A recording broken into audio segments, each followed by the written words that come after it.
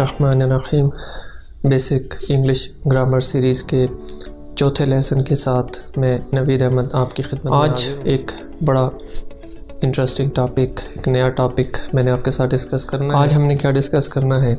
आज हम दो बड़ी इम्पोर्टेंट इंग्लिश की टर्म्स को डिस्कस करेंगे। एक है सिनोनिम्स और दूसरी टर्म है antonyms. Synonyms and antonyms. Synonyms क्या होते हैं? उर्दू में सिनोनिम्स के लिए मुतरादिफ का लफ्ज़ इस्तेमाल होता है। डेफिनेशन क्या है?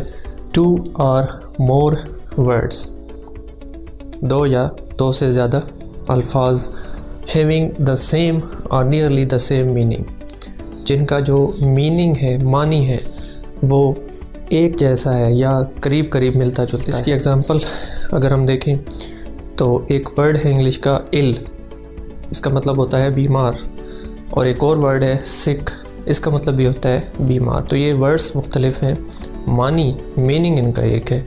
इसी तरह एक वर्ड है डेस्टिनी, मुकद्दर, किस्मत, और दूसरा वर्ड है फेट, इसका मतलब भी है मुकद्दर या किस्मत। इसी तरह एक वर्ड है बार्टर, इसका मतलब है तबादला, और इंग्लिश में एक और वर्ड हम इस्तेमाल करते हैं एक्सचेंज, इसका मतलब भी क्या होता है?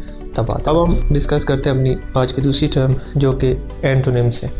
एंटोनिम्स क्या होते हैं?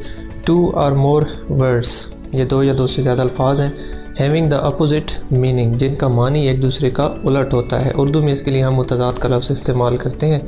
इसकी एग्जांपल अगर आप देखें तो एक वर्ड है डे, जिसका मतलब होता है दिन, और इसका एंटोनिम क्या होगा? नाइट, रात। इसी तरह हमारे पास इंग्लिश का एक वर्ड है ड्राई, खुश्क, इसका एंटोनिम होगा वेट, तर या गीला। इसी तरह इंग्लिश का एक वर्ड है फार, FAR, फार, इसका मतलब होता है दूर, इसका एंटोनिम होगा नियर, करीब। तो अगर आप इन एग्जांपल्स में देखें तो हर जो वर्ड है उसका अपोजिट वर्ड हमने उसके सामने लिखा है, तो ये एंटोनिम्स होंगे।